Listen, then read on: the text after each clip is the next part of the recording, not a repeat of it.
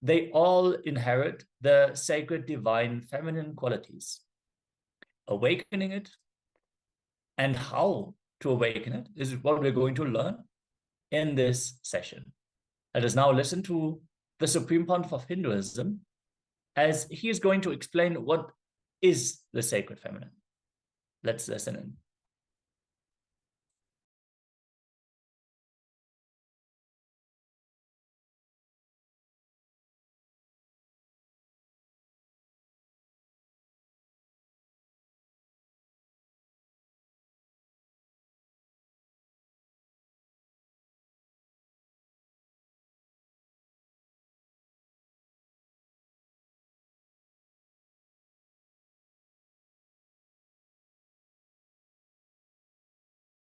पर्यन्तां वन्दे गुरुपरम्पराम्.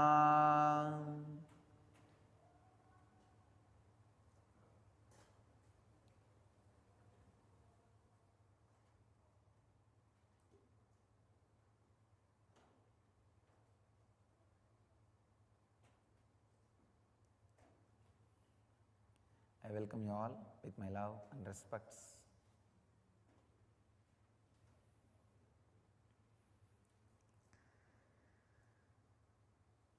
Today's subject is Awaken the Sacred Feminine.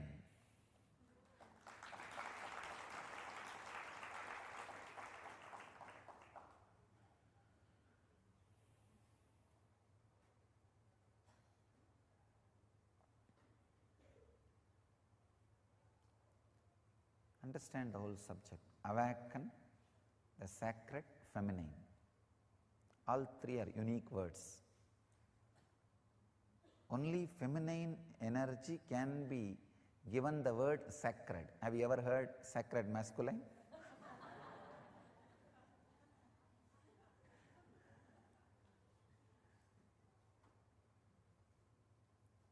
Only feminine energy can be given the word, given the title sacred, because when it is awakened, it does so much in your system, and it has nothing to do with your gender. That's the important thing. The gender, male or being female, nothing to do with it.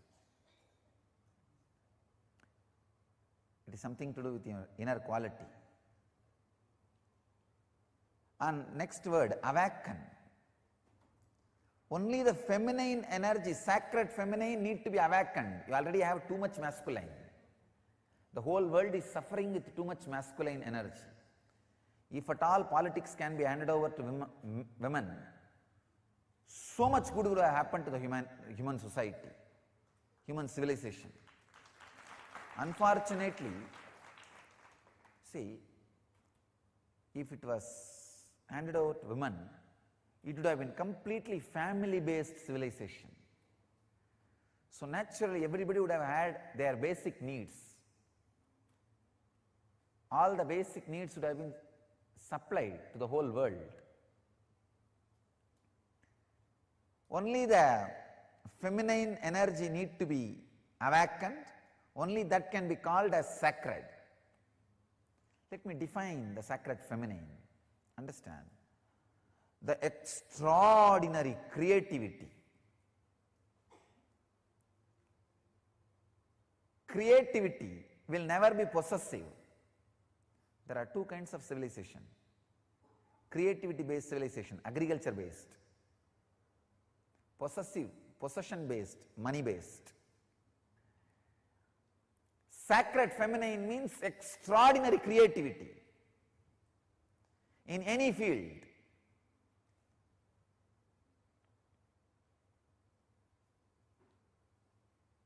Why it is associated with the word feminine?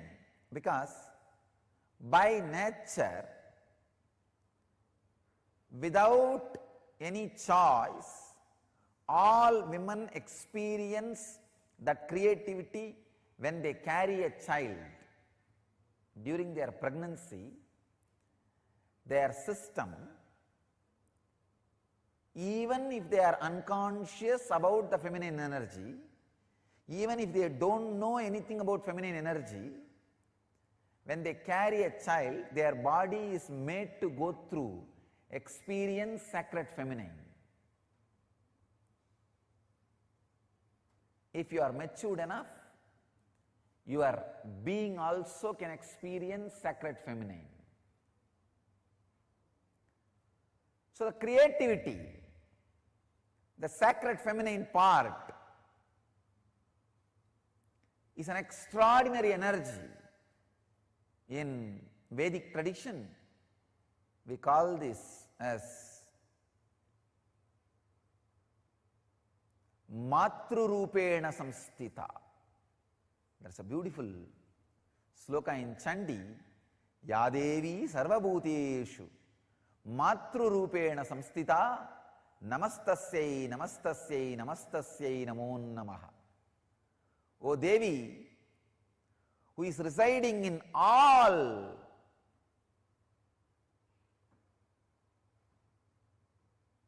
beings, Bhuteshu.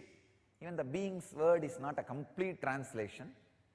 Whatever exists, Sarva Bhuteshu, Matrurupena Samstita, in the form of ultimate creativity, Mother, Matrurupena Samstita, who is residing, Namastasyai, Namastasyai, Namastasyai Namo Namaha. I bow down, I bow down, I bow down, I surrender. It's amazing stotra.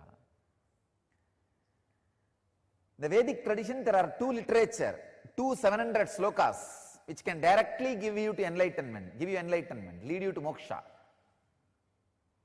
One 700 sloka is philosophy, Bhagavad Gita. The other 700 sloka is technique, Chandi, Sabdasati, which can directly lead you to enlightenment just by reciting. Nothing else need to be done. See, Bhagavad Gita is linguistic importance. Understand, try to practice. Chandi is phonetic importance. Just reciting. Nothing else. Just reciting. It can lead you to enlightenment. In Bhagavad Gita, it is more working like a light based. Means if you read, understand, cognitive shift, and experience enlightenment. Here, with Chandi, it is working on sound. Just a very phonetic sound. Chant or listen, enough. Work happens inside you. They call it Saptasati, 700 on Devi, the sacred 700 verses on Devi. That is the ultimate sound vibration. I can tell you, I have read lakhs of mantras, but nothing like Chandi. Nothing like Chandi. When you recite, you can feel inside your body that creativity getting expressed. The sacred feminine getting awakened. And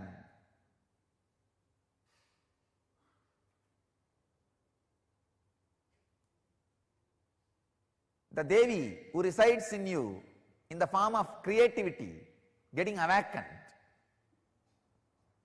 The whole body will feel the intense energy just by the sound. I'll make this our priest to recite Chandi for you guys, and I'll also recite. Maybe I'll recite little for you guys today.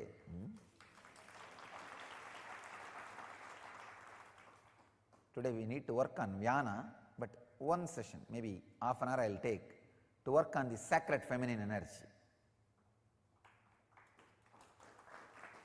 Because it has nothing to do with women or female body. It has something to do with all bodies. All bodies.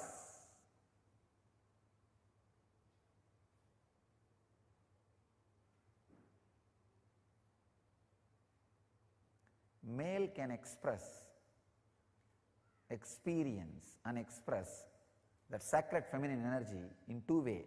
One, If you have a son or daughter, spend more time helping them grow. You will feel physically the sacred feminine in you. And mentally, mother yourself, help you to grow. You may think, how can I help me to grow? Means your personality, what you identify as you in mentally, physically, work on those things to grow. Try to change your physical form as you always wanted, through yoga or pranayama. Try to change your mind as you wanted, through life solutions, meditation. Mother, you will experience sacred feminine inside you, in the mind, in your being. Sacred feminine,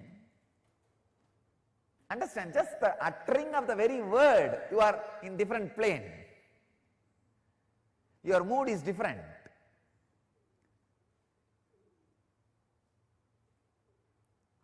Only one small change. Mary should have had the place of Devi or Mary Magdalene. In these two, any one, Mary Magdalene should have had the place of Radha in Christianity. The whole world would have been different. The whole world would have been different. Either the place of Devi, Parashakti, or the place of Radha was given openly. Of course, there are mystical tradition in Christianity still gives the place of Radha to Mary Magdalene and gives the place of Devi to the Mary, mother of Jesus. Still there are mystical traditions, but not the mainstream.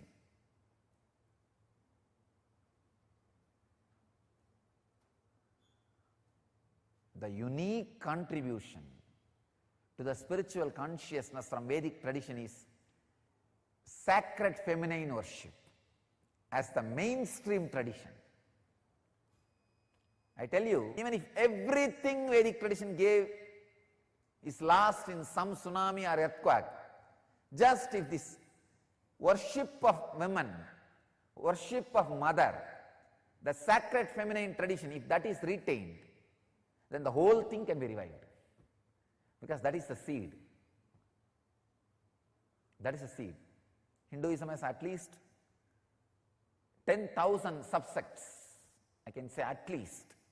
Because each master is one sect, one sampradaya, one tradition. Hinduism has at least 10,000 sampradayas.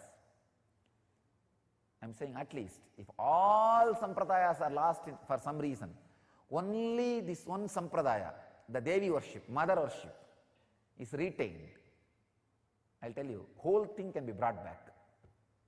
Because the whole thing is centered on this one, mother worship. Mother worship carries the blueprint, the hologram of the whole Vedic civilization. Just this one book, this 700 sloka, all the Hindu Sanskrit literatures, Vedic Sanskrit literatures, if you put together, it will be at least 10 million, at least 10 million slokas. Means crore, I am saying minimum. Because Mahabharata itself is 100,000, 1 lakh. Like this, surely we have thousands of books. At least 10 million we have. If all the 10 million lost except the 700, this Chandi, the verses on the sacred feminine energy, I tell you, the whole Hindu tradition can be revived. The whole Vedic tradition will come back.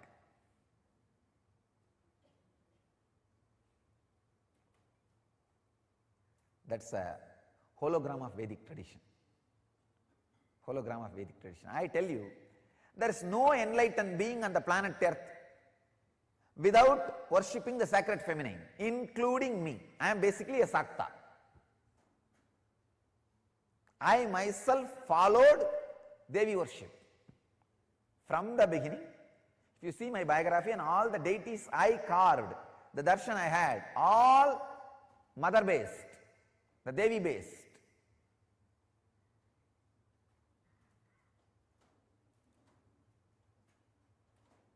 all enlightened masters. Really all masters. Ramakrishna says very beautifully,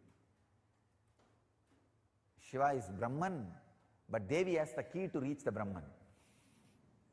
Unless she opens, nobody can reach. Unless she opens, nobody can reach. Very beautifully describes, like a house scene. Even though husband is the owner, he doesn't have the key. It is hanging in the hip of the mother.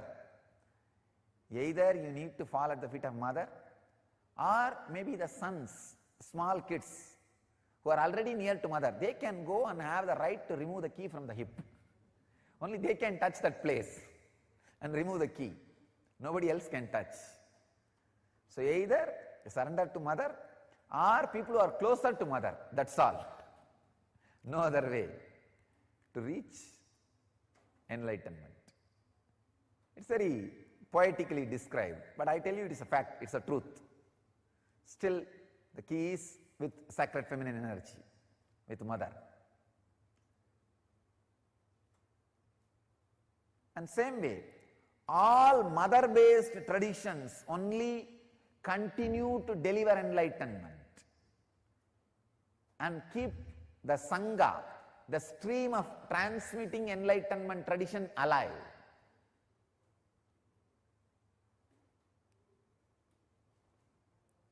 One of the biggest blow happened to the Vedantic tradition is, women are not allowed to sit in the throne and rule the samsthanas and sannyasa sampradayas.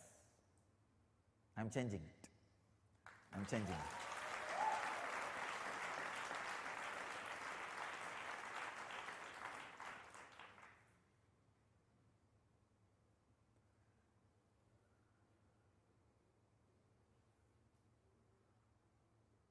That is why I installed Anandeshwari in the same deity. Even if I put separately little gap, later on some fellow can remove it or make that as a second grade citizen. Devi as a second grade citizen. I do not want that. That is why in the same deity, in the same mold, I added Devi. Even if you take photograph, I do not want two different deities. No.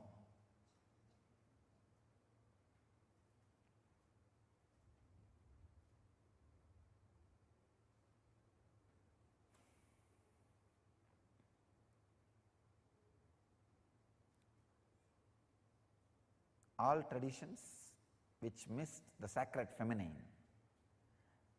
whether worshipping the sacred feminine or techniques to awaken the sacred feminine, lost its life within 100 years.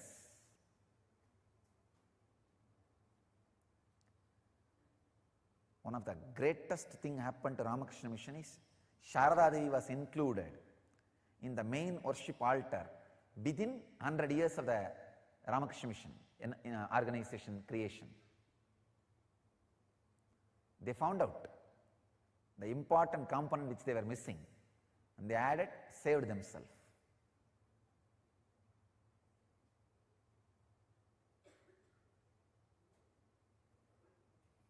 Same way,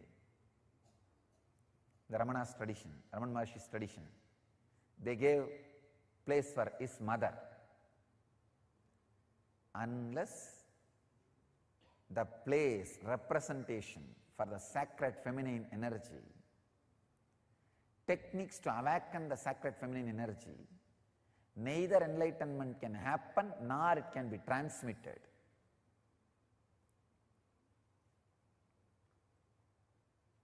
I already made a clear rule. Of course, I have created enough techniques to awaken the sacred feminine energy and give enlightenment. Even in the Sangha, I made a clear rule.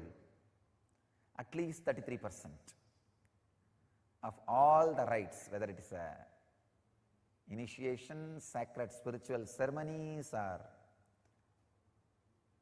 wealth, or running, or decision making, will be with women who experience sacred feminine energy naturally. Here I am connecting sacred feminine energy and women in this part, But that does not mean always women experience sacred feminine energy or always men does not experience. No. The possibility is more for the female body.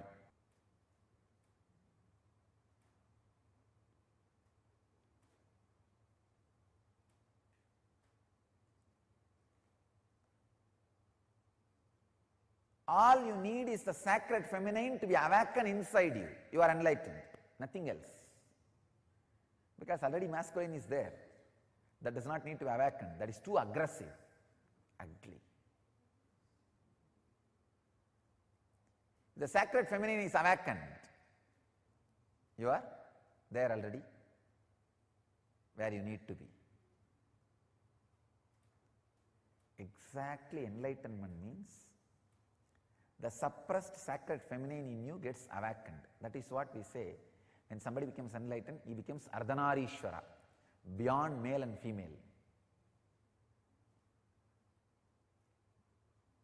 These unconscious idiots don't know difference between Ardhanarishwara and gay. Below both is gay, beyond both is Ardhanarishwara. Below both is eunuch, not even gay, eunuch. Beyond both is Ardhanarishwara. Of course, I am not anyway interested in hurting any sentiment related to gay or eunuch. I have a deep respect for them because they are also created by human beings and it's their choice. They are also created by the divine and it's their choice. We have no right to condemn even them.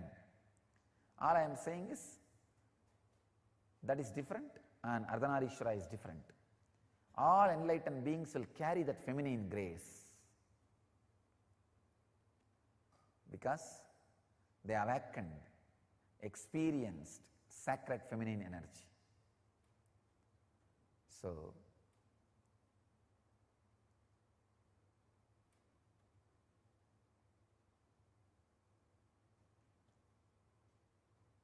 meditate on sacred feminine energy, mother energy, healing energy.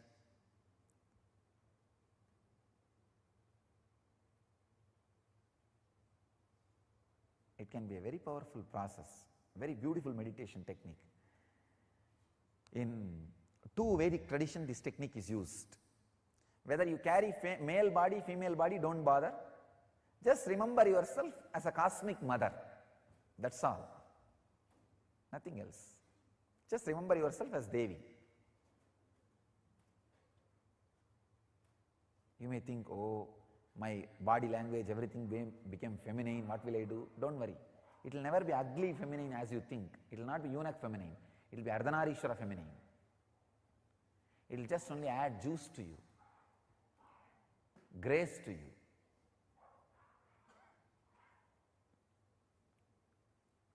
Same way, when you remember your cosmic mother, if you are carrying female body, it will suddenly add the masculine courage in you.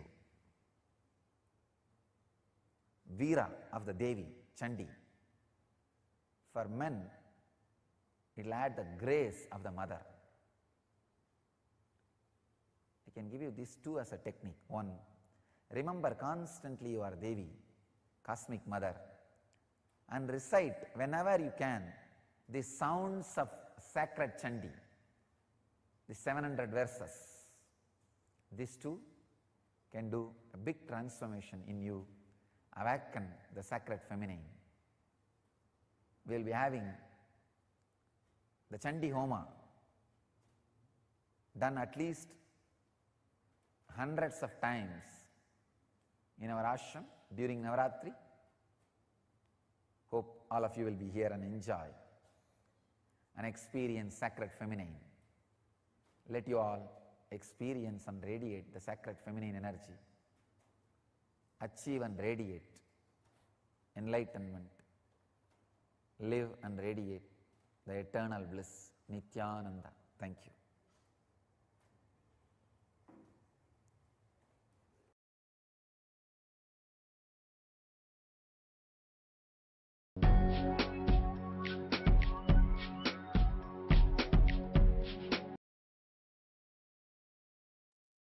Yes. after this powerful sharing by the Supreme Pontiff of Hinduism on the sacred feminine, the only thing which can even be considered as sacred, let us go a little bit further in depth. In the Vedic tradition, there are shlokas which can directly lead you to enlightenment. One such technique is Chandi, Sapta. In Chandi, it is working on sound. Just the phonetics can, when they are chanted or listened to, they call it as Sapta Sadi, the sacred 700 verses on Devi. That is the ultimate sound vibration. Just chanting or listening to it is enough to manifest enlightenment. When you recite, you can feel inside your body the creativity getting expressed, the sacred feminine getting awakened. The whole body will feel the intense energy. Be feminine to experience bliss. Bliss always comes from the beyond as a gift. You must be passively receptive to it. We are not to be aggressively active for it. Just be receptive like a womb. One key component of the key expression of the divine feminine is the passive receptivity. It is not non-involvement. It is active, alive, but passive. Meenakshi, as Pandya princess, an incarnation of the Divine Mother herself, who incarnated in the 8th century. She goes on a Digvijaya, conquering all the directions. She goes and conquers literally everybody, and then goes to Kailash, the abode of Lord Shiva. There she conquers Subramanya and Ganesha, the sons of Shiva. Finally, there is only Nandi, the aide of Shiva, who is left. She fights with him and wins over Nandi. Finally, she stands in front of Mahadeva, Shiva himself. Seeing Mahadeva, she just fell in love. The story very sweetly says that for the first time in her life, Meenakshi understood what shyness was. Meenakshi was brought up to be a king, not just a queen. That is why she has so much of power and aggression.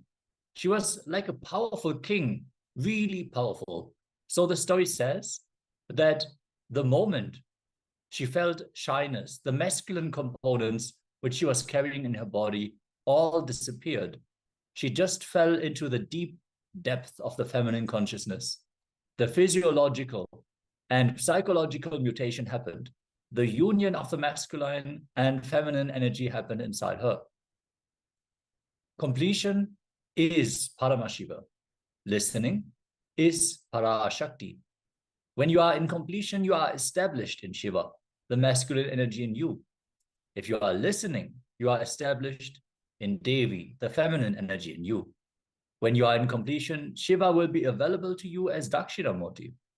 When there is incompletion, he will be in you as Kala Bhairava to destroy the incompletions.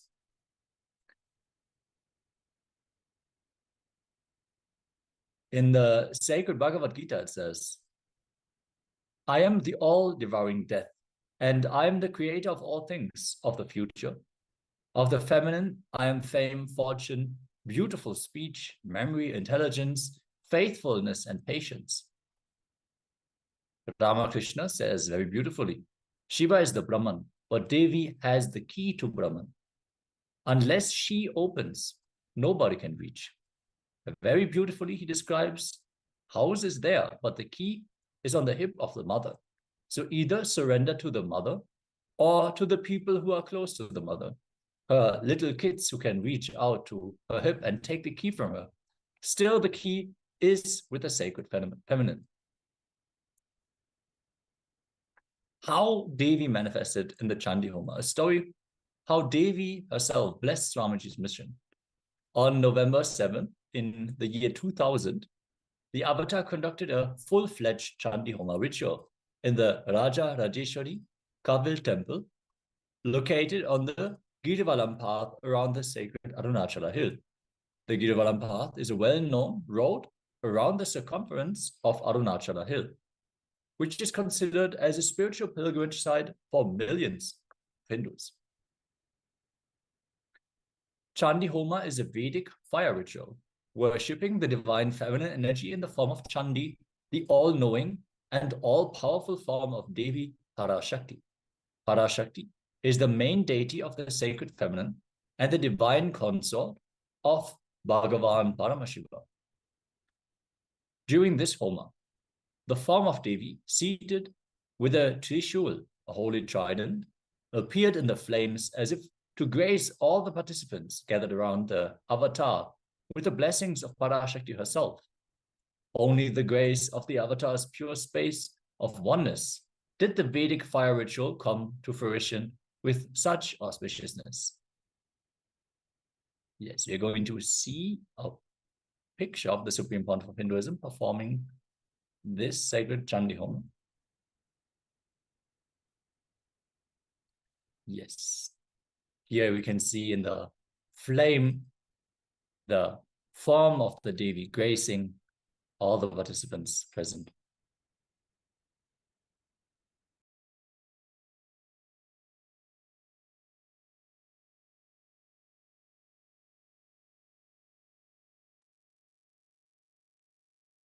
These fire rituals have been conducted frequently by the Supreme Pontiff of Hinduism, and he was meticulous about every single step being aligned to the original source scriptures.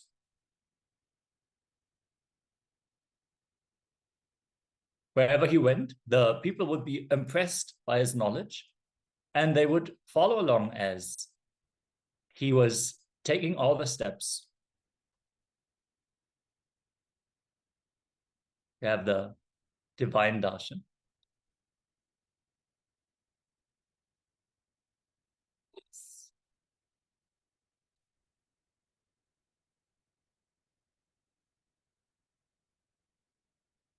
For man, the best way to experience the feminine consciousness is to spend time with their son or daughter for them to grow up.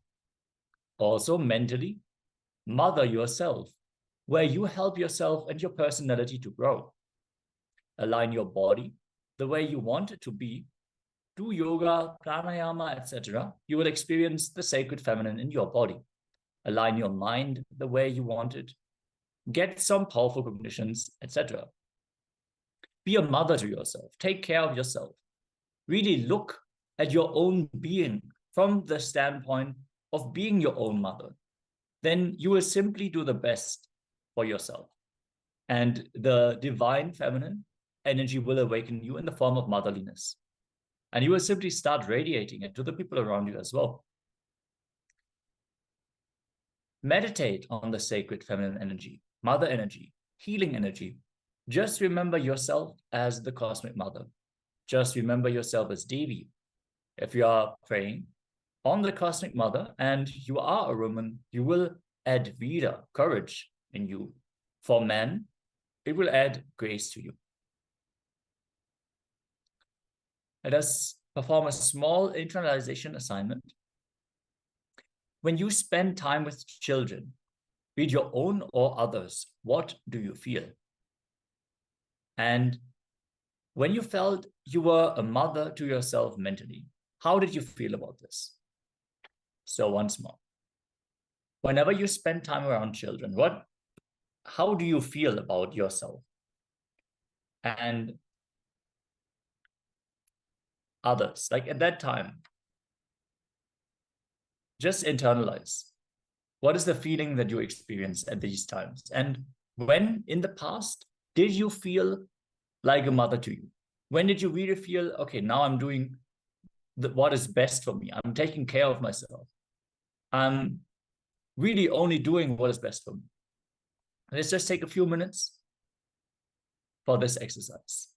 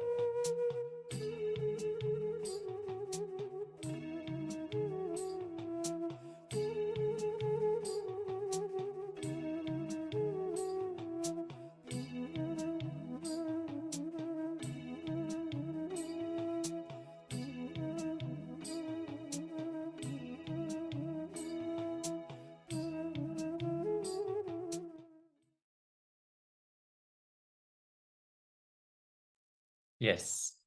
After this small internalization exercise, let us get ready, as we are going to listen to the revelations of the Supreme Pontiff of Hinduism himself, as we are going deeper and deeper into the revelations on how to awaken the sacred feminine energy. Let us listen to the Supreme Pontiff of Hinduism.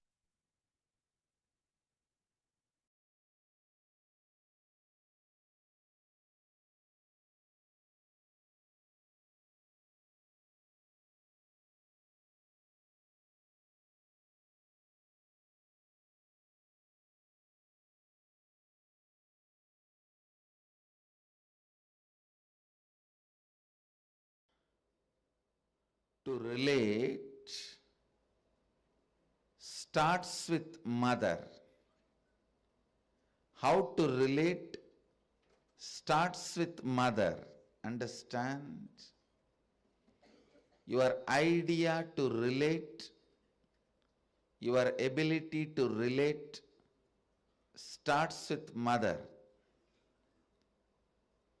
Mother's contribution in your life, either by doing some things or by not doing some things. Please understand, even if she was not there in your life, the impact of that remains forever. Either she is there or not there, her impact on you remains forever. If she was there, if she is there in a positive way, if she was not there,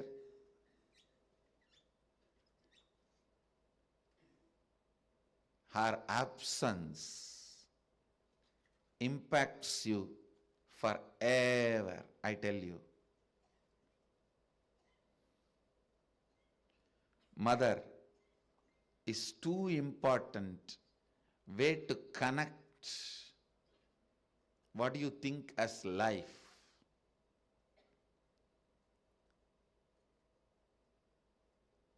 In Vedic tradition, our rishis were aware. Your ability to connect with the mother should be directed to cosmos. It should inspire.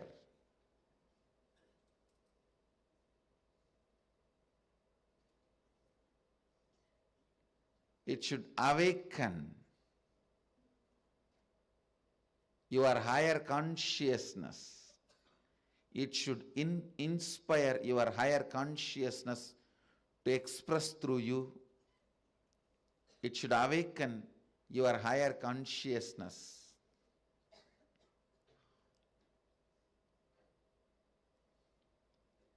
Connecting with life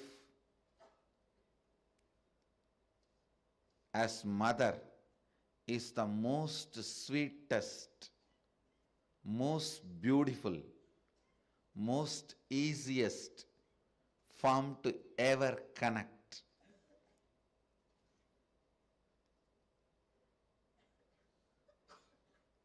Please understand, my childhood was full of spiritual experiences, amazing spiritual masters,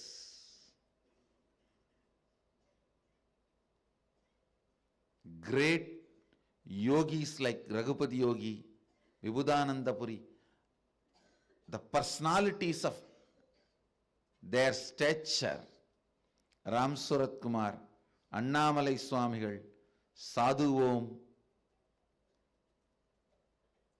I can list the personalities, great spiritual personalities.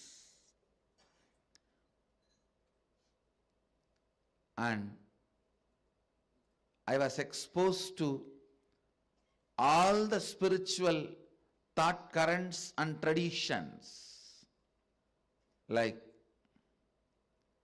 Vedanta, Saiva Siddhanta, Shaivism,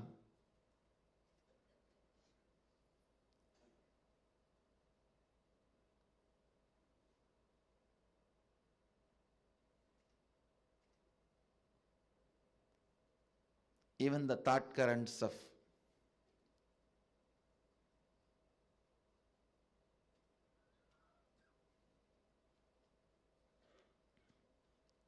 Sankhya, Yoga, Nyaya Vaiseshika, Purvamimamsa, Uttaramimamsa, various yogic sampradayas. But I tell you, I found most easiest, most powerful, most inspiring, most exciting way to connect with life as the form of mother. It's mother worship. I myself chose. After being exposed to so many spiritual masters, experiences, and philosophies, I tell you, if you want tremendous peace and healing in your inner space, choose mother worship.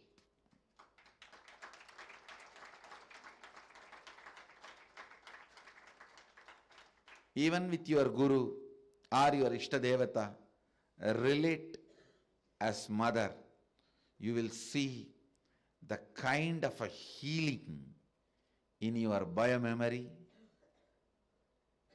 It will lead to extraordinary healing, unimaginable healing, extraordinary completion, unimaginable completion. Blessed are those who had responsible mother till you became 14. Actually, till 14 only you need. Till you become physically matured, you need mother. Blessed are those who had life around their mother till 14. I tell you,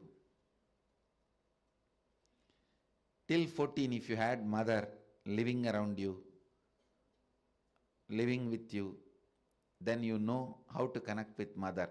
You don't need a separate lesson. Connect with the divine the same way.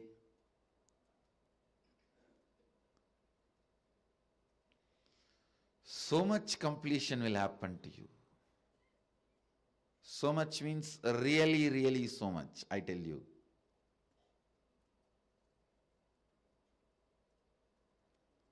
There are various attitudes, bhavas, techniques, methods to connect with the divine, higher consciousness, but nothing like the Matrubhava, connecting with a mother. At least these 9 days, connect with the life as mother, the cosmic mother. I tell you,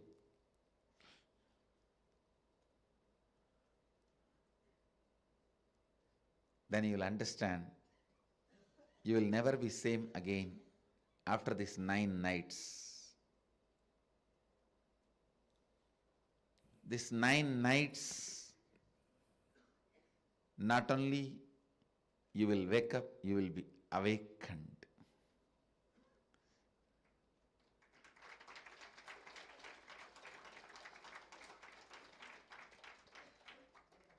If you can connect with the life with the same attitude of connecting with your mother, and if you had incompletions with your mother, complete with that first.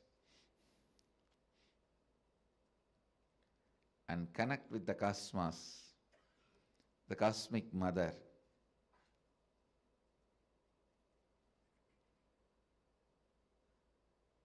You will not just wake up, you will be awakened. I myself had a great mother, and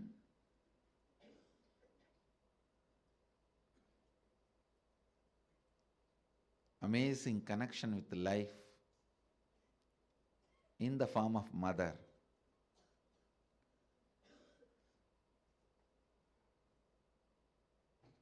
Even though I had darshan of different gods, goddesses,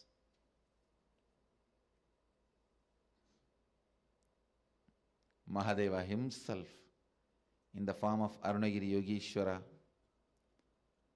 but everything was in the undercurrent, with the undercurrent of mother. Even Arunagiri Yogeshwara, he was so much mother for me than Guru. Even Raghupati Yogi, a old yogi, so much of motherliness I experienced with him than his Gurugiri, than him being a Guru. I tell you, of course, Mata Vibhudananda Puri, she's a woman, an elderly woman. By nature, naturally you will experience her motherhood. But even with Raghupati Yogi, the kind of a motherliness I experienced is amazing. Connect with cosmos, the form of mother. You will experience so much completion, so much motherliness in everything.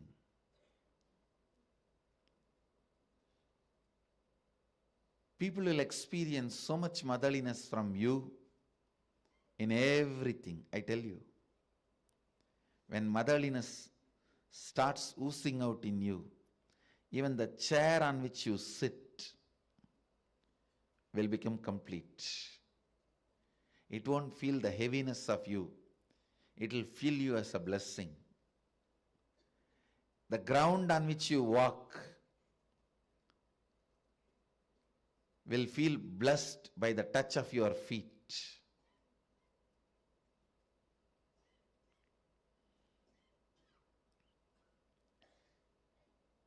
The air you breathe will be blessed.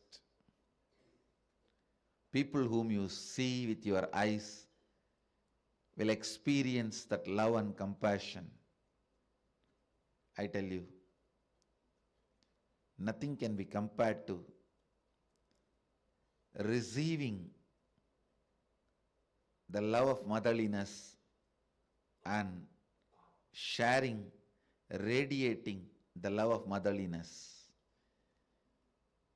If you can't radiate, receive and radiate, whoever you may be, you waste your life. You are missing one of the major dimensions of your life. Whether you relate with your Guru or your God, it can be any God, Shiva, Vishnu, Parvati, Durga, Kali, Ganesha, Subramanya, any God. If you can relate with the tremendous motherliness, if you can perceive motherliness from your God and Guru and radiate that motherliness to the people around you, you have succeeded in the game of completion. You will bring so much completion into you and to others. So much completion into you and to others. My Navaratri message to all of you: connect with the whole world as you connect with your mother.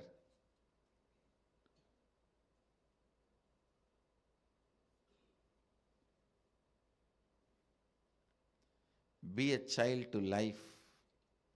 Be a mother to people you are giving life. Be a child to the life, to receive life in you. Be a mother to people to whom you are giving life. That is enough.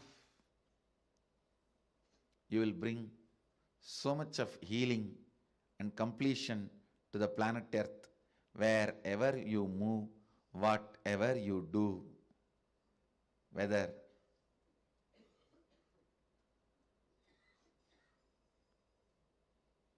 you are a professional, engineer, lawyer, doctor, politician, political leader, celebrity, spiritual leader, whatever you may be doing,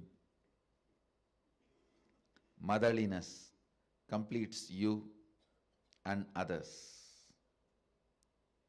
Today I wanted the Vakyartha Sadas to be done on connecting with life as mother, being a child to life, and being mother to the people you have to give life. Being a child and being a mother.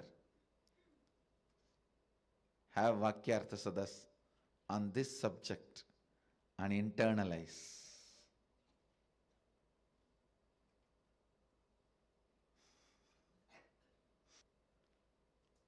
With this, I bless you all.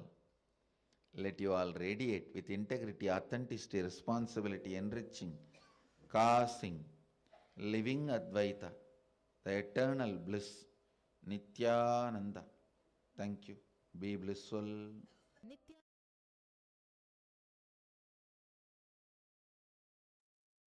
Yes, beautifully. Swamiji has shared about the motherly aspect of the divine feminine consciousness and how to relate to the cosmos as mother. How this is the most accessible, the most relatable relationship to have with the cosmos, and how it has been used since the Vedic times as a straightforward technique to connect to the divine, since this connection is so natural to us. We are now going to listen on one of the dimensions of the divine feminine, which is the power of chastity. If you want, you can share your clicks of the previous clip in the chat, so we can share powerful cognitions. But let us now enter into the next clip with the supreme point of Hinduism.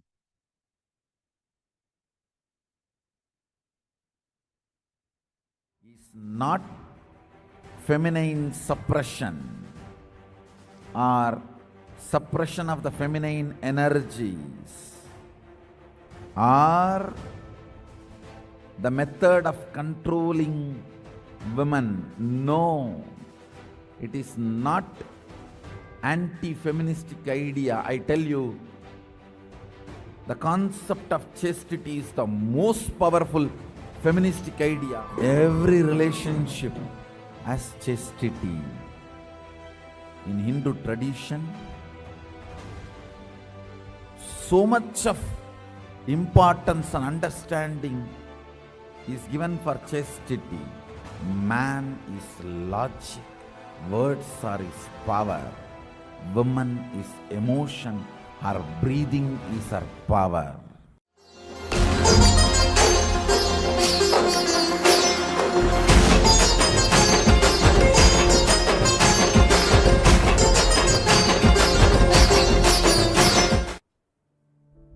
Every relationship has chastity, not just husband and wife, brother, sister, father, daughter.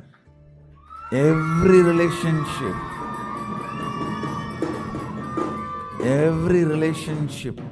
has chastity. In Hindu tradition, so much of importance and understanding is given for chastity, and all the so-called anti-Hindu forces try to say it is against feminism or masculine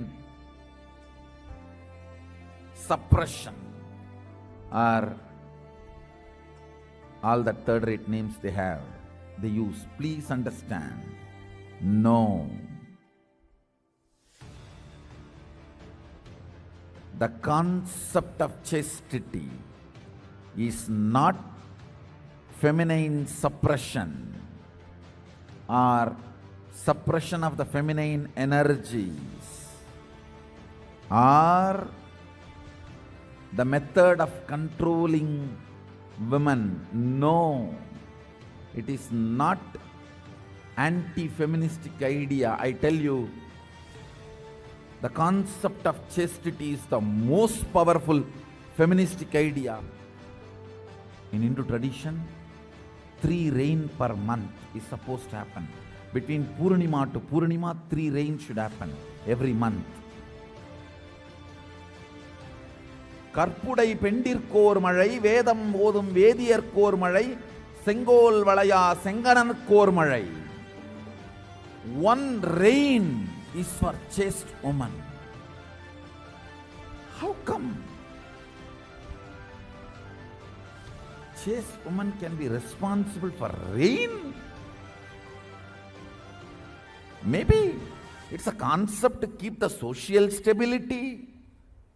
No.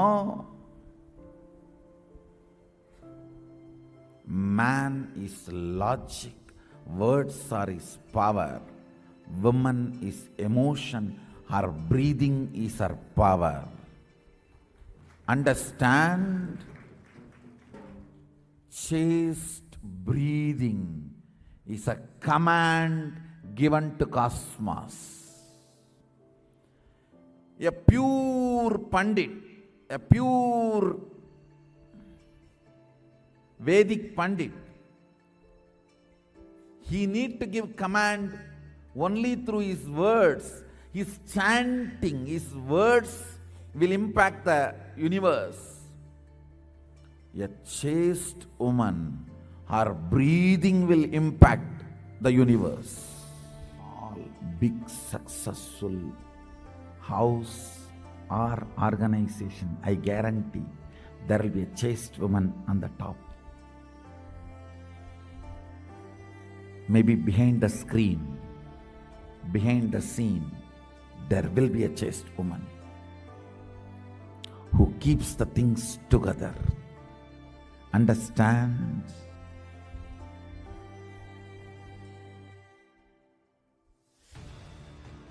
Chastity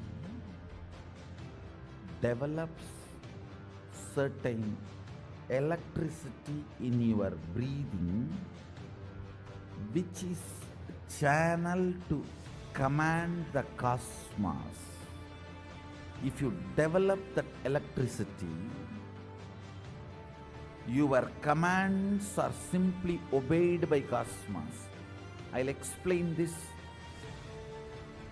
and explain the story of Satyavan Savitri, how she is able to stop the sun,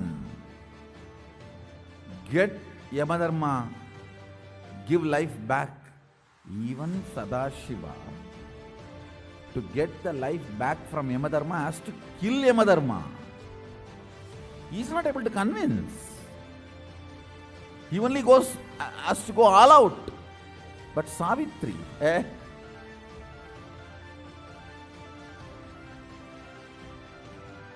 chaste woman seems to be more powerful than a Shiva Bhakta. Understand? Even Markandeya has to go and hack the Shivalinga. But Savitri did not even call Sadashiva. She says, I am commanding, stop. God. And you guys are trying to say Hinduism is anti-women? Which religious shastra has given such grand space for women? I tell you, if you have a chaste woman in your life, I am not saying it should be only your wife relationship. even as a sister. Because chastity is a quality which radiates in all relationships, not just in one relationship. A chaste woman will be amazing mother, amazing sister, amazing daughter, an amazing administrator. Because it is ability to convert lust into relationship. Chastity is the alchemy process of converting lust into relationship.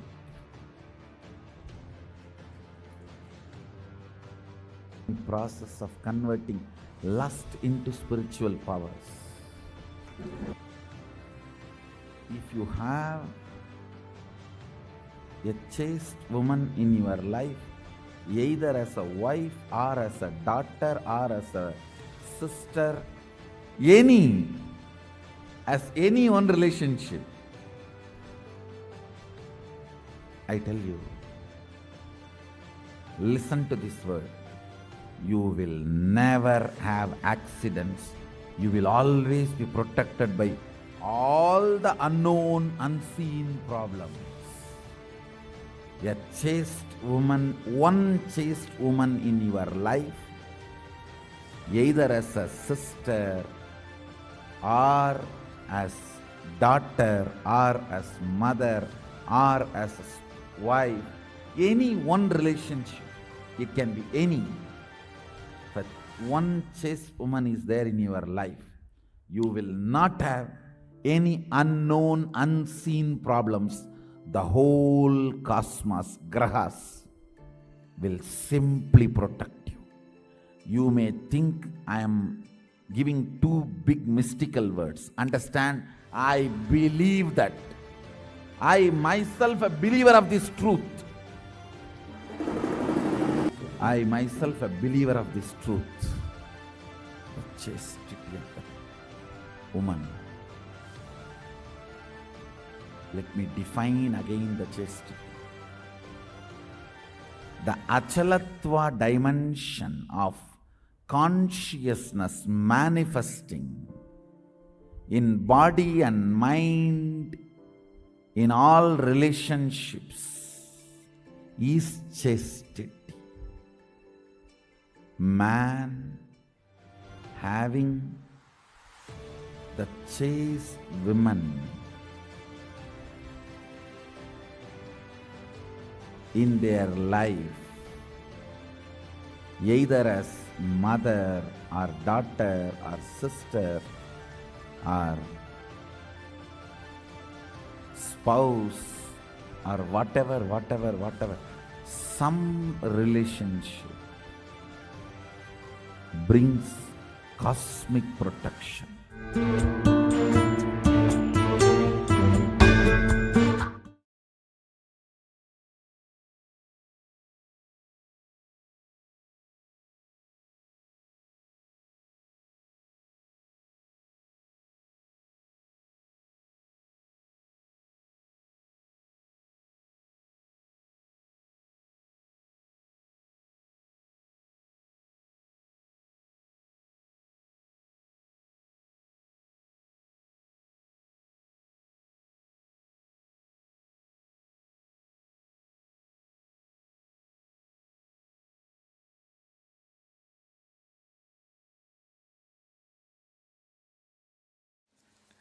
You can only choose, but I can speak.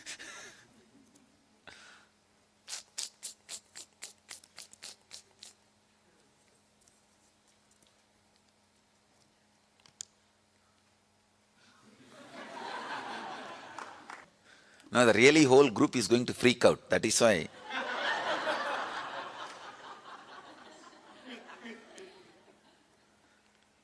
The subject is woman.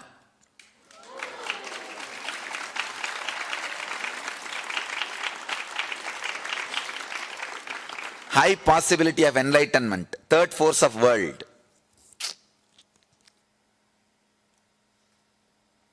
Oh God. Actually, 11 dimension of consciousness will be a lot more easy. Old bottle, genie came out.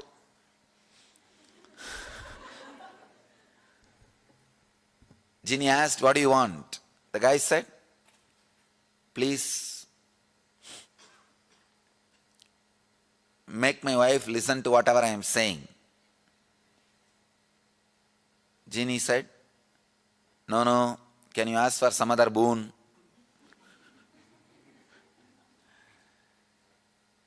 This guy said, then make a bridge from across the world. Is demanding something impossible. This genie sits and thinks. After 2 minutes, that guy is asking, what? You decided to change my wife's mind. This guy says, no, whether you want 4 lane or 6 lane. That's what I'm thinking. So I'm thinking 11th dimension of consciousness are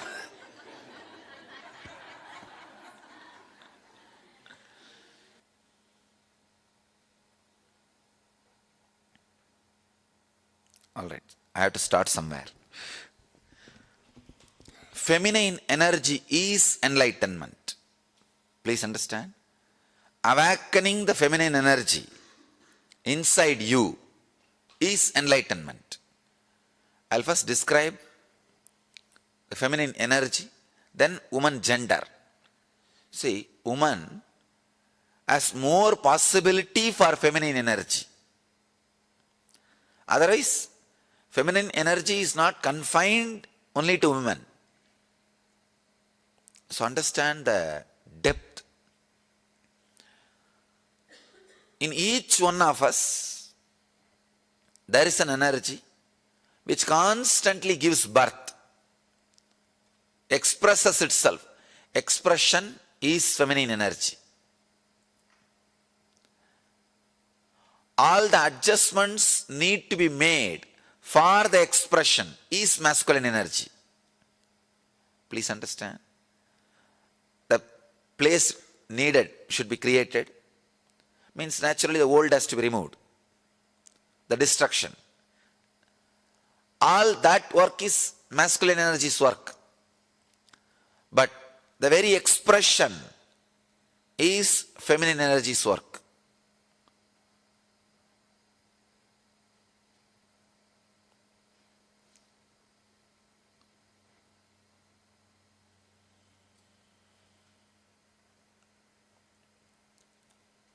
If you see our deities, they will have 2 wives. Almost all deities. Please don't think it's 2 women. 2 aspects of feminine energy. One, the aspect which gives the fulfillment, physical pleasure. The other aspect gives fulfillment emotionally as a mother. One aspect which gives fulfillment physically as a beloved, emotionally as a mother.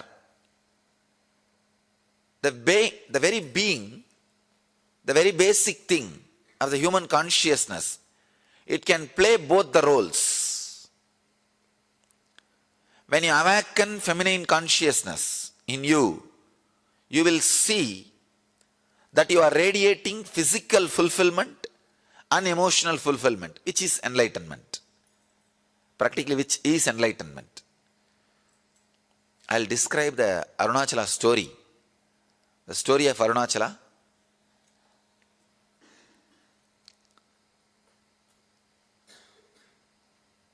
The whole Arunachala story is story of woman, story of feminine energy. The story says that Devi was meditating and inside her being, the feminine energy got awakened. Please understand, not masculine. Feminine energy got awakened. She became Ardhanarishwara. The description exactly it says, in Devi, the feminine energy is awakened and she became Ardhanarishwara. Means half male, half female. You will be surprised. See, in male, If female energy is awakened, and the description says he became half male and half female, perfectly all right. You can understand. But the story says, in Devi, the feminine energy, the feminine Shakti is awakened and she became Ardhanarishwara. Means, when a woman experiences fulfillment, she experiences her beloved aspect and mother aspect completely. The beloved aspect and mother aspect, please understand. If you are just beloved, you will be materialistic, outgoing. If you are just mother, you will be introvert, caring, compassionate. But both the aspects awaken a new consciousness in you. I can say complete fulfillment.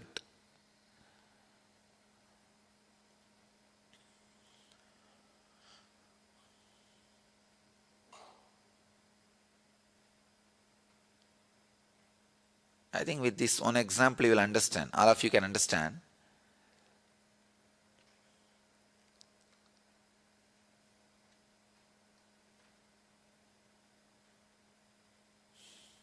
With this one example, all of you will be able to understand that mother and beloved dimension.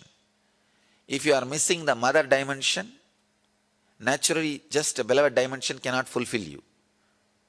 If you are missing the beloved dimension, just the mother dimension cannot fulfill you.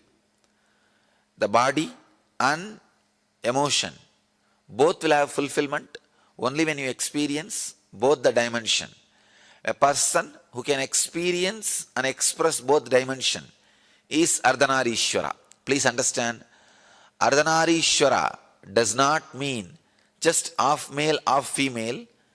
Ardhanarishwara is the person who experience both dimension of feminine qualities. Both dimensions of feminine qualities. When a man becomes enlightened, he becomes a leader. When a woman becomes enlightened, she becomes mother and beloved. Ability to radiate both dimensions. So the Arunachala story describes Devi. She expressed her both dimensions. That is why she became Ardhanarishwara. She experiences and radiates Ardhanarishwara consciousness. Each one of you were carrying the feminine energy. Awakening that feminine energy is enlightenment. Please understand. The first introduction to Tantra, I'll get the sutras and read the sutras to you guys. You will be surprised. First introduction to Tantra. Shiva has spoken 64 Tantras. 64 Tantras and around 60,000 sutras. Please understand, I commented only on 112 sutras. But Shiva has spoken 60,000 sutras. The first introduction he tells, whoever listens, let you all become Devi. Only then you can understand this sutra, this techniques. He says very beautifully, he gives us a meditation technique.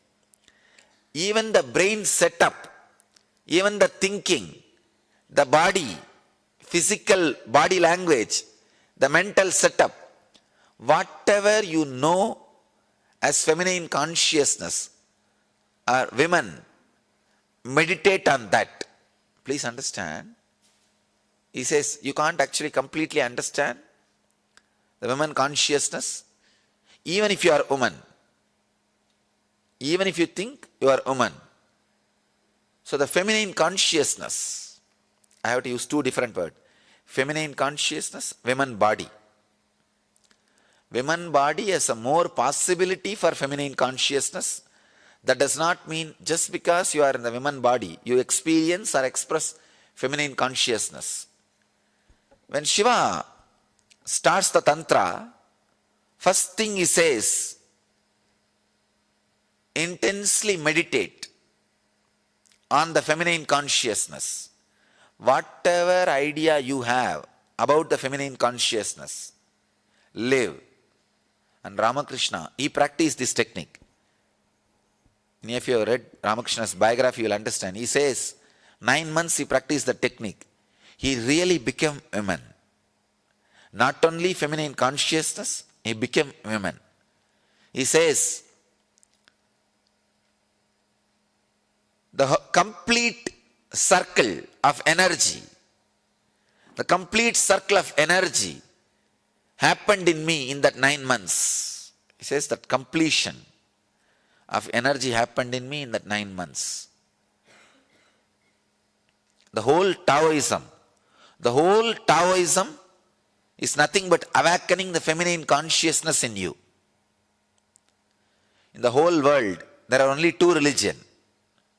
One, the religion based on socio-political rules. The other one, sacred feminine worship. That's all. Understand? There is only 2 religions in the planet Earth. One is the organization-based, male-based, socio-political laws. All religions created by male are socio-political laws. All traditions created by women, sacred feminine consciousness. Everything. I made the whole thing very clear. Understand? Any religion which has female component as that sacred, the feminine consciousness, means spiritual strength. Any tradition which has a male component is a socio-political law. That's all. So anything spiritual or inner world or superconscious, that segment belongs to feminine energy. The whole Taoism is nothing but awakening the feminine consciousness, feminine energy in your being. Understand? Any pleasure which you feel inside,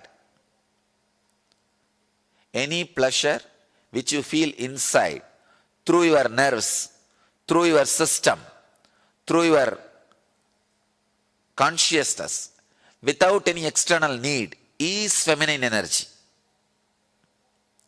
It is feminine energy.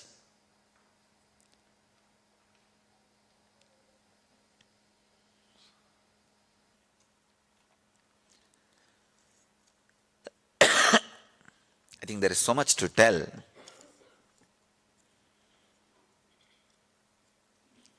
Even when I spoke about avatar, I did not feel this much of files. See, the subject says, woman, high possibility of enlightenment. I can say, enlightenment, high possibility of becoming woman.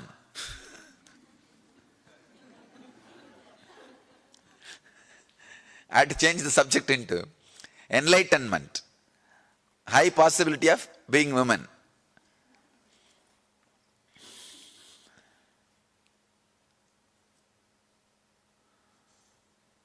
It's not that woman is a high possibility for enlightenment.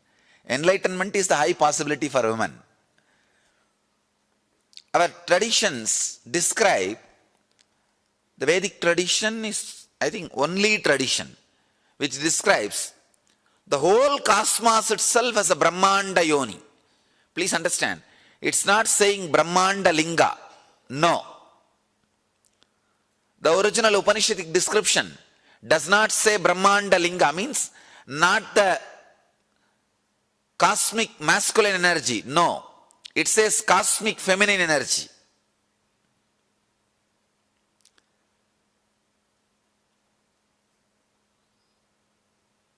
I can say feminine energy is the space in which the whole thing happens. As Shiva says, before starting the Tantra, very clearly he says, awaken the feminine energy in you. Meditate on the feminine energy in you. Only then you can receive these sutras. See, originally the sutras were delivered to Devi after she became enlightened. Please understand, not before that. It was a conversation between an enlightened being and enlightened being. After she became enlightened, it was delivered. That is why I am not saying women is the high possibility of enlightenment. Enlightenment is high possibility of being women. After enlightenment, Shiva is teaching all these truths and he says, meditate on feminine qualities. Become feminine. Only then you can receive these great truths. You can experience these great truths.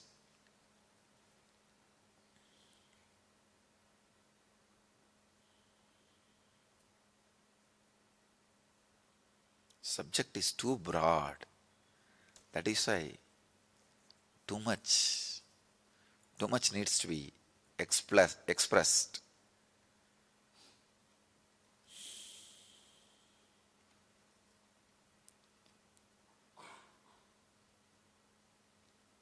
Even when I spoke about Avatar, I did not struggle this much. I finished within few minutes.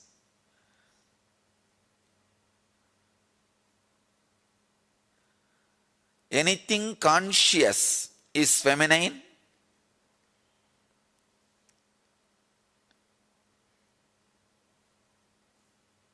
All other adjustments happens in existence for this consciousness to exist is masculine. Understand? Anything exists is feminine consciousness. All the adjustments needed, all the other movements needed for this to exist, those adjustments and all can be called as masculine. That's all.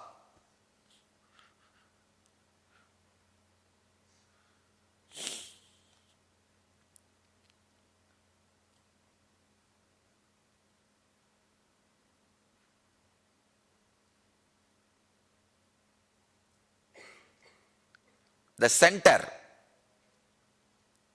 is feminine consciousness, like a queen, and all the workers can be called as masculine energy. That's all. That is why our rishis describe very clearly cosmos as the Devi Loka. Means Devi as a center, feminine consciousness, and all the masculine energy, including Brahma, Vishnu, Rudra, Ishana, Sadashiva, all masculine energies are just servants. You will be surprised how the Devi is described. The Brahma, creation; Vishnu, maintenance; Rudra, destruction; Ishana, putting people into illusion; and Sadashiva, liberating people. All five energies are the four pillars of the Devi's cart and platform of the cart. Four guys are sitting as four pillar, and the fifth one is the cart, the base wood for the cart. On that Devi is sitting. The description says, when she is not sitting, it is called Panchapredasana, means five dead bodies. When she sits, it's called Panchabrahmasana, means five consciousness. Understand this one example, then you will understand the feminine energy. The role of feminine energy, or understanding of feminine energy. See, these are the five activities: creation, maintenance, destruction, putting people into illusions, and liberation. Vishnu, Rudra, Ishana, Sadashiva. So, the Devi's throne is made out of these five energies. All the four are sitting as four pillars, and Sadashiva is lying as the base, If you see all my thrones, that is the way it will be designed. And the description says, when she is not there, it is Panja Predasana. Preda means dead bodies. 5 dead bodies. When she sits, it's called Panja Brahmasana. Means 5 consciousness or 5 cosmic energies. So the whole thing, what exists is feminine. See, if you dig, whatever is masculine in you, if you kill it, you are enlightened. Whatever is not feminine, just kill it, you are enlightened. Whatever is feminine can't be killed, because that is life source of life. There are many things which is not source of life. You think as life is jada, matter. Please understand. Whether it's your mental attachment, corruption, pollution in your consciousness or inner space, anything which is not feminine, if you renounce, you are enlightened. Anything which is masculine, if you just give up, you are enlightened. Please understand. You have 2 parts. One is the life. Life which pulsates in you, which is living energy in you, which is shining as a light in your eyes, which is giving you the feeling of that I am. That is what is called consciousness. And there is something else is added, your mind, your body, for the sake of movements, to do what you want. That part which is added is masculine. That is why the masculine part is always aggressive, restless, rajasic. Anything which is restless in you is masculine part. Anything which is passive and alive, please understand, anything which is alive will be passive. Anything which is alive will be passive. It will not interfere. It will not be restless. It will not be moving. Chala means moving. Achala means life. Anything which is life will be passive, because it does not need anything from outside. Only if you need something, you will be restless. If you need something from outside, you are not feminine. You are not feminine. Please understand. When you purify yourself, that is why I said, women has more possibility for feminine consciousness. Just because you are a woman, don't think you are already female. You are already experiencing feminine consciousness. No. If you are restless for something of the outer world, you carry masculine energy in you. Carrying a pure passiveness is life. Carrying that pure life is feminine quality.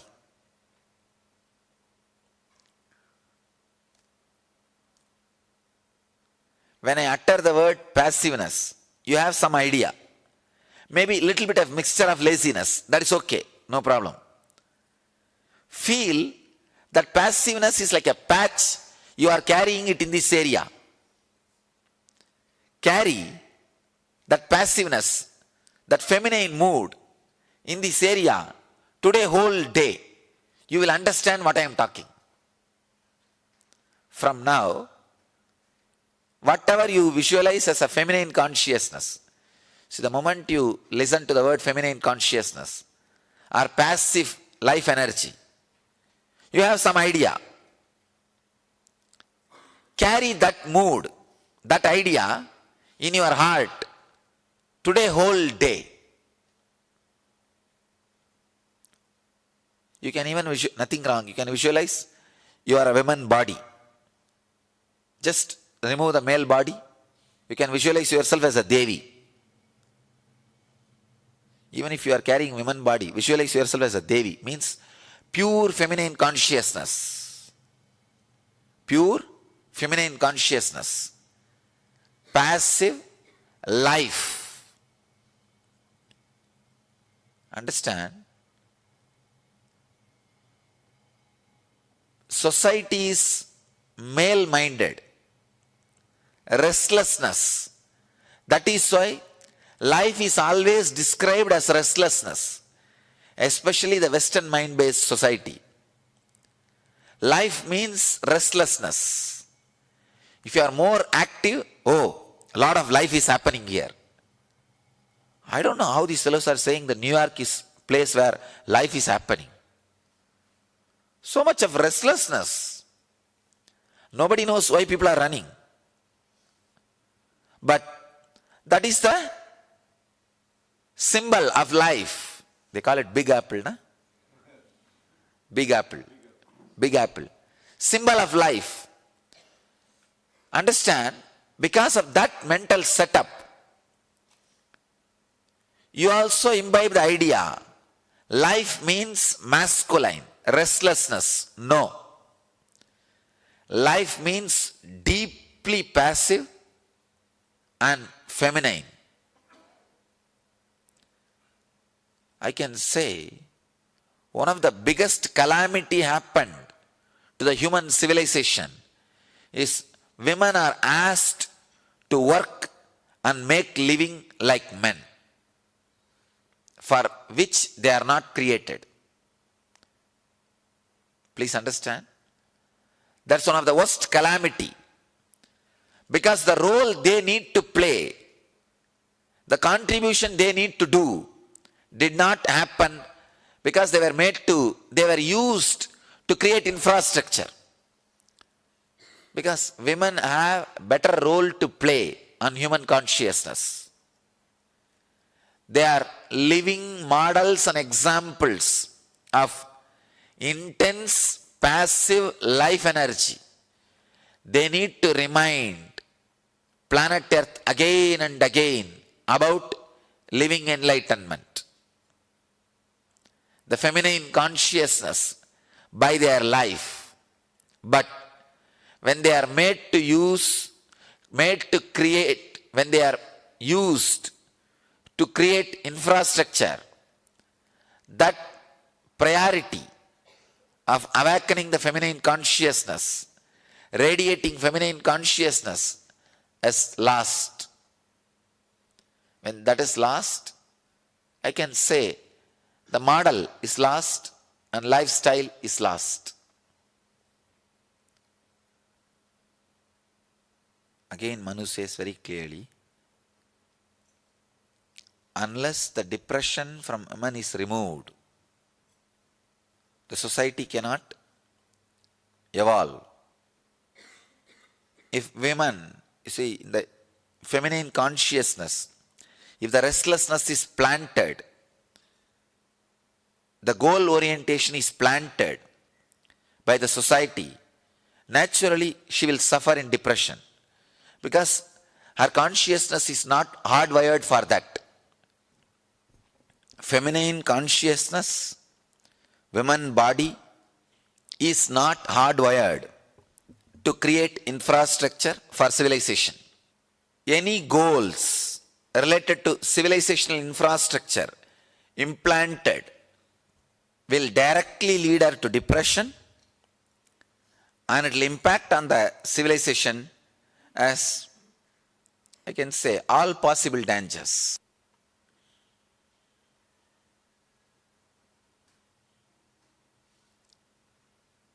There is so many files, so much to tell, because I myself basically a Devi worshipper.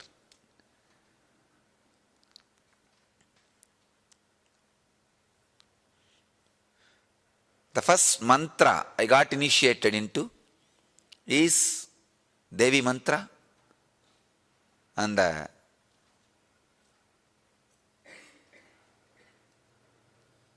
first experience which I had is feminine consciousness, and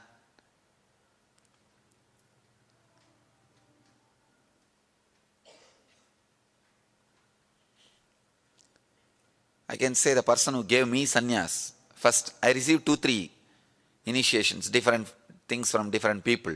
The first one was from female guru, and my first disciple, Mantra Diksha, female, and first my sannyasini is a woman. If you see the whole thing,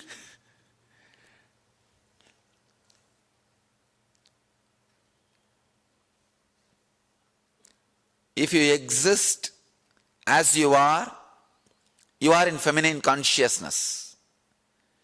If you want anything and move physically or mentally, you are in masculine consciousness. So that anything which you want physically or mentally and moving, if that movement is stopped, you are done. Nothing else. That's all. If you just remain in the feminine consciousness, you are done.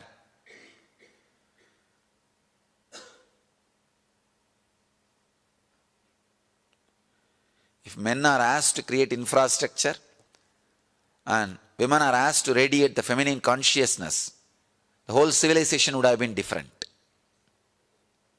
All the religions based on sacred feminine energy are peacemaking religions, accepts everybody, everything. All the religions based on masculine are all terrorist religions, cannot tolerate others' existence. See, I am giving you the very clear base definitions. All the mother-based religions, sacred feminine-based religions, not only they will be passive, accepting everything.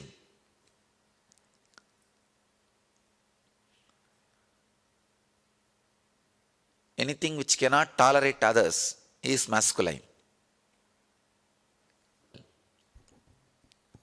Connect each file which is coming out of me with your questions. I think then I'll be able to tell more things, because now too much is there. If I connect with your questions, you will be able to relate, and these truths can work on you.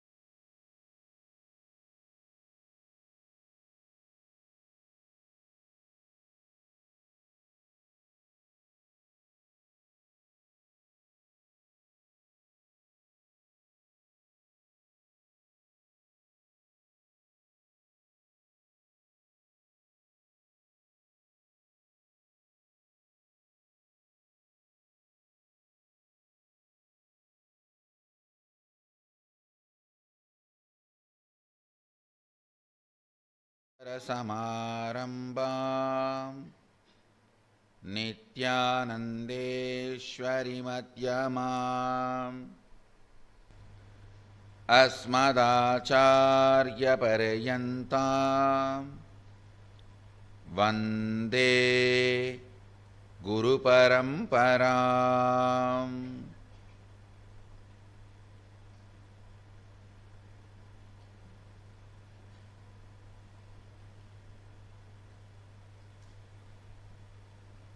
I welcome all of you with my love and respects. I welcome all the devotees, disciples, Samajis, Satsangis, Shri Mahants, Mahants, Kotaris, Tanidar, visitors, YouTube subscribers, viewers. I welcome all of you with my love and respects.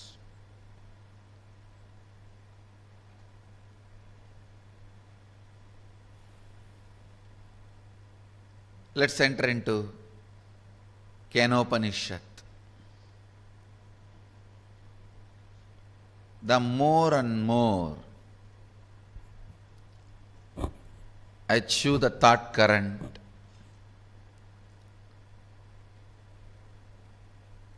and see its effect on the system, more and more I fall in love with Upanishads. Sometimes I wonder why the humanity is missing these great, powerful, liberating thought currents. Keneshitam patati preshitam manakena pranaha pratama praidi yuktaha keneshitam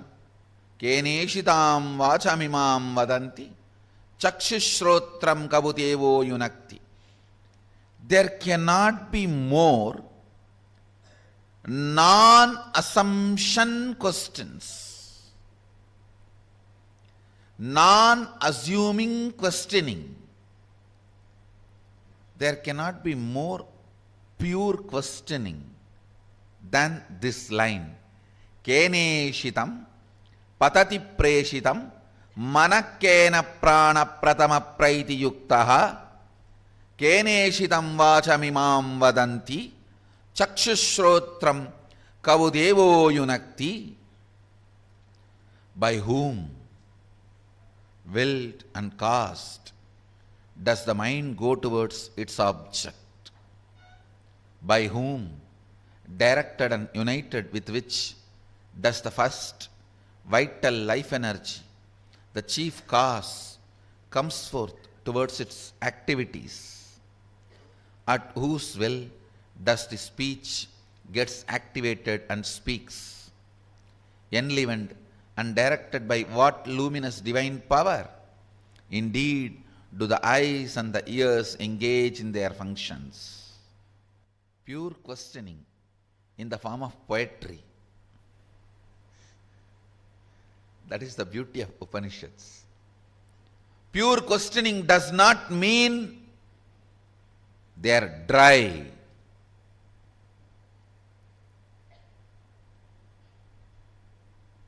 Pure questioning in the form of poetry. Amazing renunciation with extraordinary romance.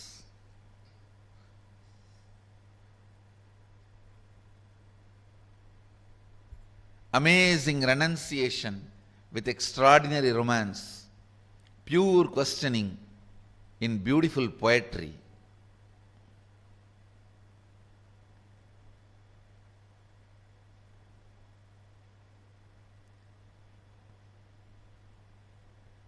One more powerful lie taught to you and makes you powerless is, if you are logical, rational, you cannot be poetic,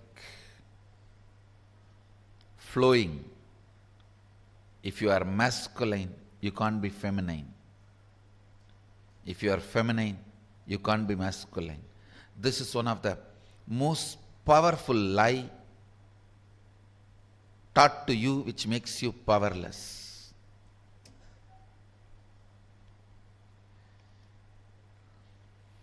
Along with revealing the sacred secrets and sacred truths, I need to tell you the dirty lies taught to you. Keneshitam patati preshitam mana kena prana pradama praiti yuktaha. Keneshitam vachamimam vadanti chakshushrotram kavudevo yunakti. When I read this verse, I am seeing the union of pure questioning, means powerful, unassuming questioning, logic, rationality, and the beautiful poetry. This verse is like Ardhanarishwara,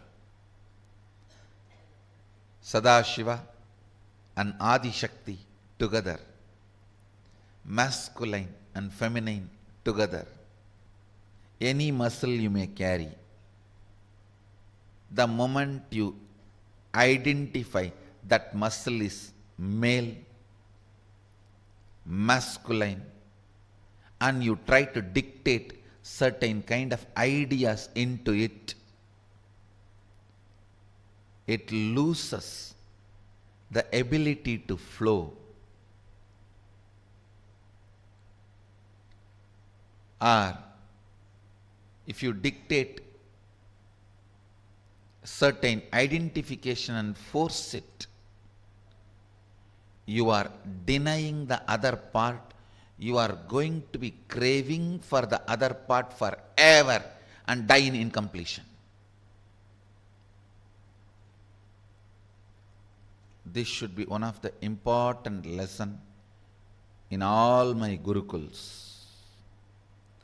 Do not brand your body as male or female and constantly program it. Listen. By its very natural physiology, how it functions, let it function. That you can't change.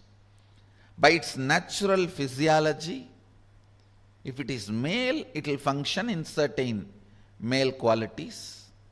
If it is female, it will function certain female qualities. But physiological masculine, feminine, natural principles are different. Artificial, psychological,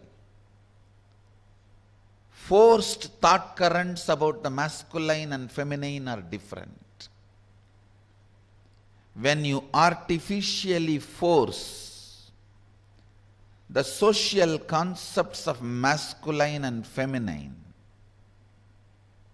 when you artificially push the social concept of masculine and feminine, the psychological concept of masculine and feminine,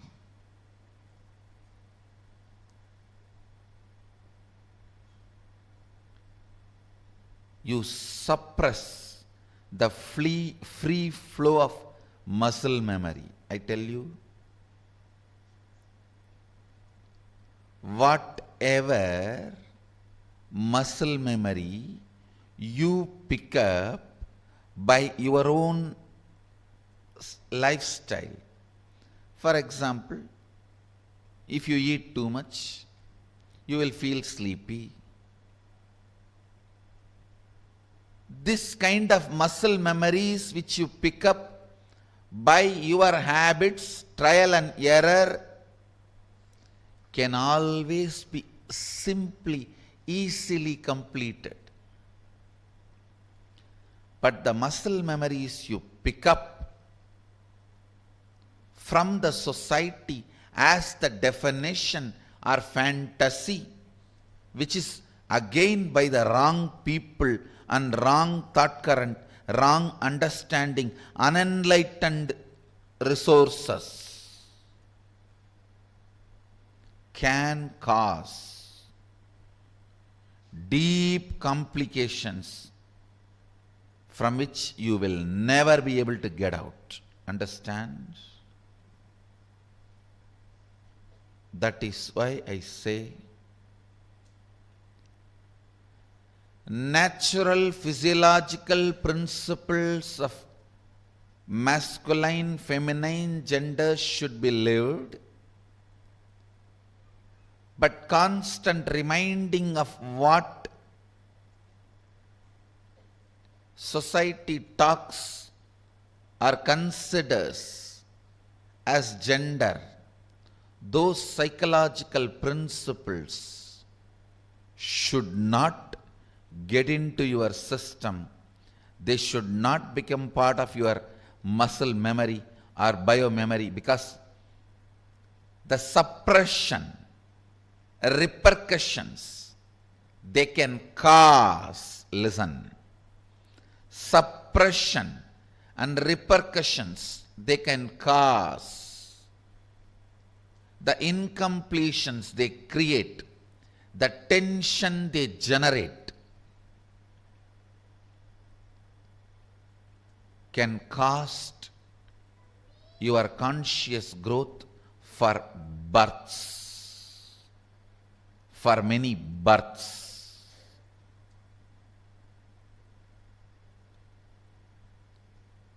Don't.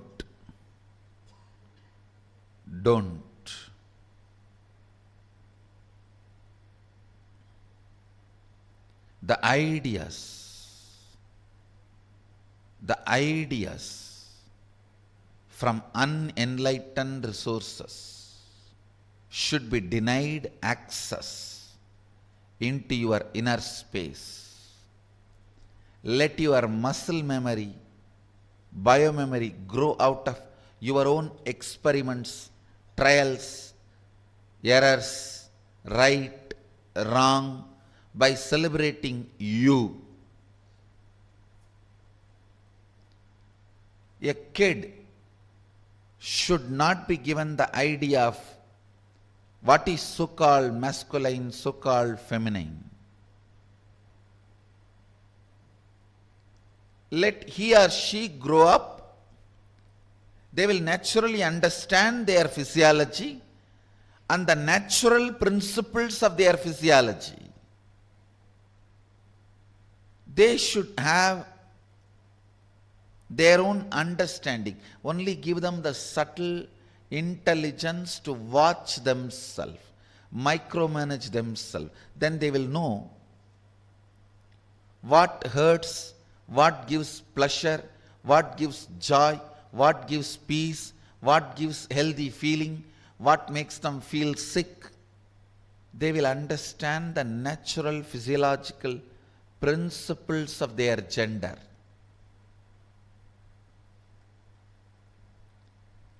Otherwise, feeding the misunderstandings from unenlightened resources is one of the main reason where whole humanity is stuck. Sometimes even till 90 you are craving for pornography. What it means? Your next janma is going to be hell. Listen, even when body cannot act, if your mind is craving, you are going to enter into the body. Even before the body gets matured, mind will start craving. When the body cannot act, still your mind is craving, you are going to enter into the next body. Even before the body gets matured, your mind will start craving. Means the physical maturity age will be drastically reduced, which will directly speak on your physical health, mental health, your ability to handle yourself, and the longevity. On everything, it is going to have an impact. I have a story. In a class, one student asked, what gender is computer?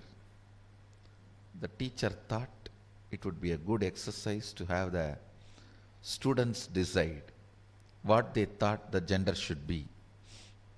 She split the class into two groups, appropriately enough by gender, asked them to decide whether computer should be masculine or feminine noun. Computer is male or female. Both groups were required to give at least 4 reasons for their recommendation.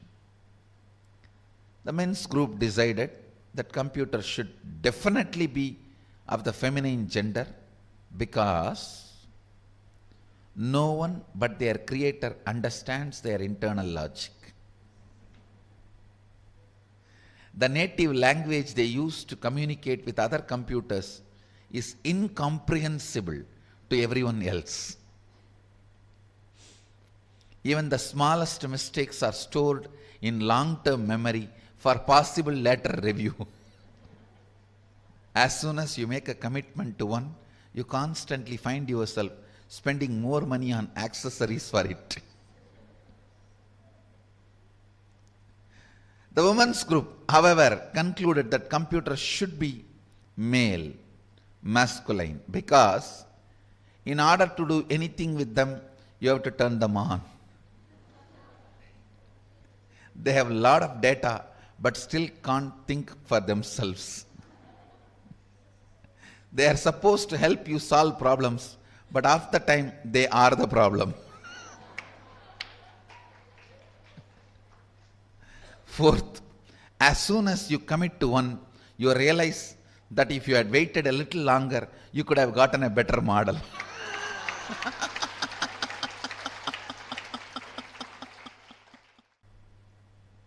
The social concepts and definitions of gender, gender-related issues, if you take it as a joke, great. But if you seriously record them in your muscle memory and biomemory and keep them inside your cognition, it can be dangerous. Please listen. It can be dangerous. When a male body made to believe certain concepts of masculine, certain concepts of being a male by the society, the kind of a tension that muscle memory, biomemory goes through, the kind of a suppression it goes through, the kind of expectation it has about the other gender, the kind of incompletion it suffers and craves for the suppressed part,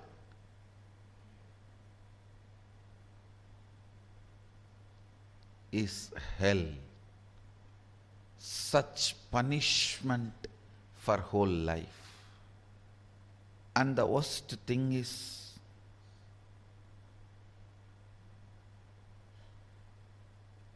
whatever you suppressed in you, declaring yourself as the male and avoiding anything other than so-called male, you will be searching for it in some other muscles which you will never find. Which you will never find. And this seeking goes on, tortures the person who is living with you, who has committed their life to you. It is like you torture the other person. The other person, she has her own suppressions. She is also product of the society. Unenlightened resources. She has suppressed tons of things in the name of she being a female. So all that she is searching in your muscles.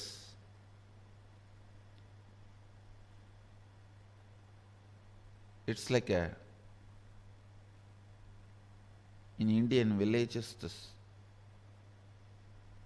early morning hen will come out with chicken and start searching all the dustbins for food. Searching.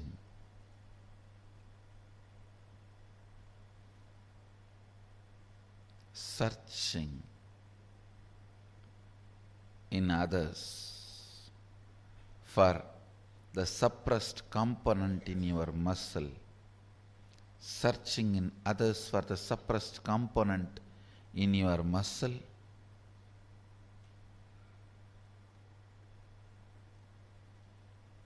Is the most frustrating thing that can happen to anybody in life. Even if you are a potato couch, because you did trial and error on yourself, it's easy to get you out of it. But the patterns you pick up from others, believe it as your muscle memory, install it in your biomemory, takes such long completion, requires strong completion process for you to get out. Again and again it triggers violence, dissatisfaction, incompletion, resistance, a wrong principles of sex.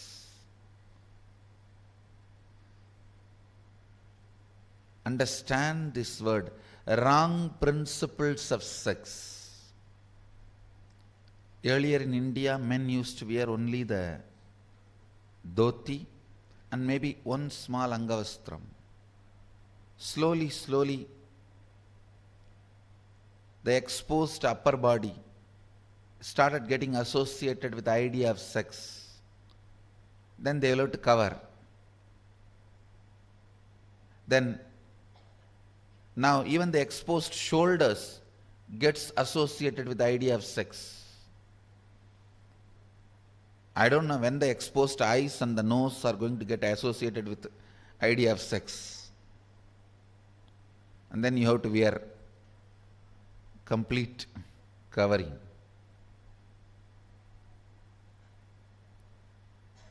Understand various parts of body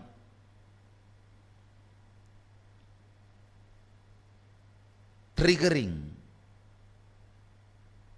various ideas, concepts, patterns in your system.